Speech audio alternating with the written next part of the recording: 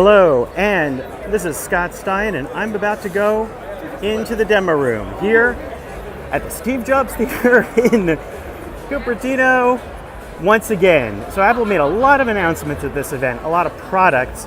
There's a new iPad, there's a new Apple Watch, there are 3 new iPhones, and then all the services. So we're going to dive right in, and we're going to take a look.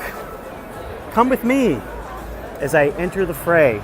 So first of all, here is the iPhone 11. Now Apple is clearly targeting this for the everyday person.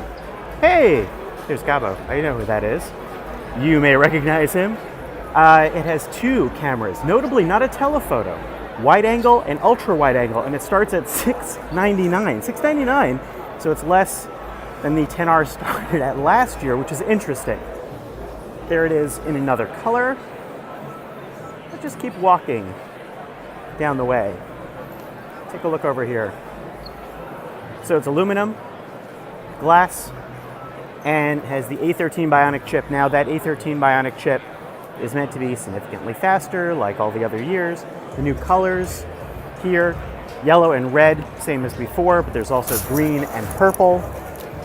Now, no rear charging, still Lightning, and the big features here, there are things like improved connectivity, there's going to be improved water resistance, it's the camera, it's the processing, a bit better battery life, an hour more. That color is pretty nice. But let's get into the other updates here, and we'll also look around for the iPhone 11 Pro. What's interesting is that Apple made that line a Pro model in name. This is the iPad. Now again, just named iPad, but it's a 10.2-inch display. Now, it's getting a little hard to tell the differences between all the iPads that are out there. If you just bought an 9.7-inch iPad, I'm sorry. But the 10.2-inch does look nice, A10 Fusion processor, and you will notice on the back here, or on the bottom, smart connector, which means you can attach a smart keyboard, which is right over there, and that is a nice update. $159, I believe, for the smart keyboard. Supports the pencil, but it's the original pencil, not the new pencil that's on the Pros. Now that one starts at $329, which is the same price as the other entry-level iPads were. So basically, it replaces it. Seems great. You know, again, if you're looking for an entry-level one, it's kind of unusual that there's a 10.5-inch iPad at the same time. Now, let's look for the Apple Watch and for the Pros. Apple Watch, let me clue you in. By the way, this is what it's like to walk around this space here. Here's the flying saucer top.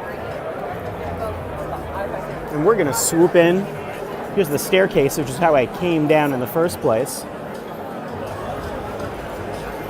And we're gonna swoop over here. Everybody's gathered around to take a look at what the Pro is. Now the Pro is a stainless steel case. Starts at $999, $1099 between the iPhone 11 Pro and the iPhone 11 Pro Max. The 3 cameras on the back are telephoto and wide angle and ultra wide angle, which is a common thing now in cameras. But they're also going in the fall combine to provide a new type of photo mode that's going to use the Neural Engine to provide better photos and kind of provide this fusion photo.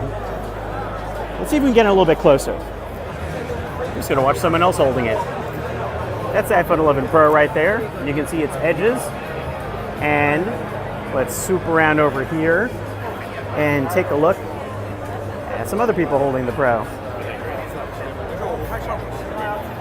It's pretty amazing when you look right at over there. And zoom in, right? here's the Apple Watch Series 5. Now the big feature on Apple Watch Series 5 is it's got an always-on display. So there are other phones, there are other watches out there that have had always-on displays before. Apple's will it looks like it's going to show the full color display at any angle. And it will refresh the display refresh rate, it will alter it to change it, make it more power efficient, so you can look at it throughout the day at the same estimated battery life as previous Apple Watch models, which is about a day and a half to 2 days. The other big feature on the Apple Watch Series 5 is a compass, so you should be using it for navigation. Other apps might take advantage of that, tell you where you're going, hiking, maybe it'll help for better maps. Apple Watch Series 5 Those are the key things. There's also an international SOS calling mode that will enable this to call in other countries, even where you may not necessarily have a phone plan. We'll have to hear more about how that works. But unlike last year where the Apple Watch Series 4 had a lot of new features, Apple Watch Series 4 is about a couple of new hardware additions, a lot of new case designs. There's titanium, there's stainless steel, there's ceramic, there's aluminum, there's also Hermes, there's Nike. So there's a lot of options. And they start at $399 and $499 for the cellular model. Here's one right here. It's the Nike band that's perforated. So now I'm just going to go all the way across to the other end, where I'm going to try to get a slightly closer look at the iPhone 11 Pro, which is pretty much locked down where everybody's looking at it. What's interesting to me is that Apple has made the iPhone 11 Pro a model that you may not necessarily get. It's one that, you know, you might want to choose the iPhone 11, which is the one that's being held here, which looks perfectly great and has a similar processor. The Pro is going to be all about that extra camera, and it's going to be about whether that you think that that's worth it for the total upgrade. And some things having to do with finishes. I'm not sure I would want that. I would want a much more affordable phone. We'll have to see how they compare. And also, Apple is getting into services, the $5 a month for Apple TV Plus, $5 a month for Apple Arcade, and we've got a lot more coming up. There's just a look at the whole demo room. It is super, super crowded all of a sudden. There'll be a lot more to come. I'm stepping back for a moment. This is Scott Stein here in Apple Park.